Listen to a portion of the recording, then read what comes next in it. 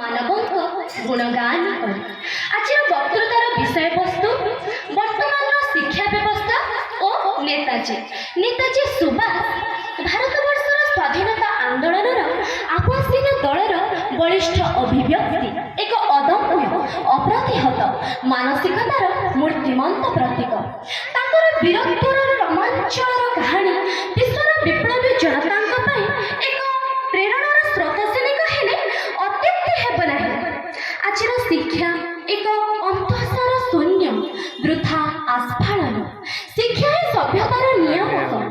ବ୍ୟକ୍ତିର ଚାରିତ୍ରିକ ଉତ୍କର୍ଷତା ତାର ଶାରୀରିକ ମାନସିକ ବିକାଶ ଅପେକ୍ଷା ନୈତିକ ଓ ଆଧ୍ୟାତ୍ମିକ ଉନ୍ନତି ଉପରେ ବିଶେଷ ନିର୍ଭରଶୀଳ। ଶିକ୍ଷା ହିଁ ସଭ୍ୟତାର ନିୟାମକ। ତାହା ଜ୍ଞାନ ଆହରଣ ନିମିତ୍ତ ଉଦ୍ଦିଷ୍ଟ ନ ହୋଇ ଚାକିରି ଅଭିମୁଖୀ ହୋଇଗଲାଣି। ଜୀବନକୁ ଜୀବିକା ଅଭିମୁଖୀ କରିବା ପାଇଁ ସାଧାରଣ ଶିକ୍ଷା ପରିବର୍ତ୍ତେ ବୈଷୟିକ ଶିକ୍ଷାର ଆବଶ୍ୟକତା ରହିଛି। ଶିକ୍ଷା ଦେଶର ପ୍ରଗତିରେ ସହାୟତା ଯୋଗାଇଥାଏ। ଏହା ଜାତୀୟ ସଂସ୍କୃତି ଓ ଆଦର୍ଶରେ ଯେତିକି ପ୍ରଭାବିତ ହୁଏ ଦେଶର ଆଶା ଆକାଂକ୍ଷା ପୂରଣ କରିବାରେ ସେତିକି ସମର୍ଥ ହୁଏ। କିନ୍ତୁ ଆମ ଦେଶର ଶିକ୍ଷା ଆମ ଐତିହ୍ୟ ସଂସ୍କୃତି ଓ ପରମ୍ପରା ଉପରେ ପ୍ରତିଷ୍ଠିତ ହୋଇନାହିଁ। ଏହା ଲର୍ଡ ମେକେଲଙ୍କ ଶିକ୍ଷାନୀତିର ଏକ ନିଚ୍ଛକ ଅନୁସରଣ। ତେଣୁ ଏହି ଶିକ୍ଷା ଆମକୁ ସମ୍ପୂର୍ଣ୍ଣ ରୂପେ ପର ମୁଖାପେକ୍ଷୀ କରିବା ସଙ୍ଗେ ସଙ୍ଗେ ପାଶ୍ଚାତ୍ୟ ଚିନ୍ତାଧାରା ଦ୍ୱାରା ପ୍ରଭାବିତ ହେବାକୁ ବାଧ୍ୟ କରୁଛି।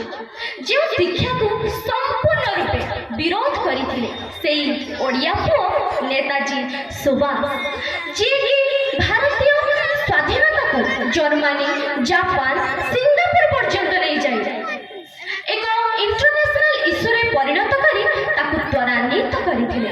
ସେ ଚାହିଁଥିଲେ ଆଇସିଏସ୍ ଯୋଗ୍ୟତା ବଳରେ ବ୍ରିଟିଶ ସରକାର ଅଧୀନରେ ଉଚ୍ଚ ବେତନର ମାଜିଷ୍ଟ୍ରେଟ ଚାକିରି ପାଇପାରିଥାନ୍ତେ, କିନ୍ତୁ ସେ ଥିଲେ ଏକ ଭିନ୍ନ ସ୍ୱାଦର ମଣିଷ।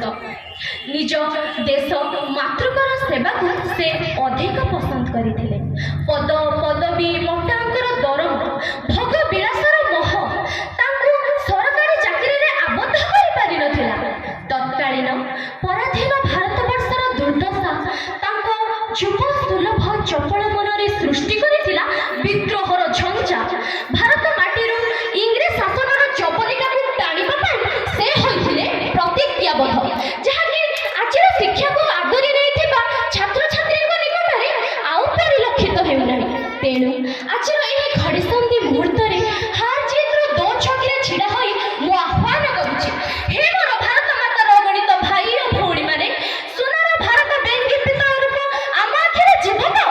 ଆମେ କ'ଣ ଦେଖିପାରିବା ତାର ଦୟନୀୟ ରୂପ? ଆତ୍ମନିଯୁକ୍ତିର ପ୍ରଶସ୍ତି ଗାନ କରି ଆମେ ବେକାରୀକୁ ଛେଦ ପକାଇ ପାରିବା। ଶାନ୍ତି ମୁକ୍ତି ମୈତ୍ରୀ ଓ ପ୍ରଗତିର ଗୀତ ଗାଇ ଆମେ ସ୍ୱର୍ଗୀୟ ପାରିଜାତ ଫୁଟାଇବା। ଓ ଯେଉଁ ଶିକ୍ଷା ଗୌତମଙ୍କୁ ବୁଦ୍ଧ, ମୋହନଙ୍କୁ ମହାତ୍ମା ଓ ସୁଭାଷଙ୍କୁ ନେତାଜୀ ବନେଇଛି, ଆମେ ସେହି ଶିକ୍ଷା ଗ୍ରହଣ କରି ସେବା ତ୍ୟାଗ ଓ ଭାଇଚାରାର ବାନା ଉଡ଼ାଇ ରଚିଯିବା ଦ୍ୱିତୀୟ ସ୍ୱର୍ଗ।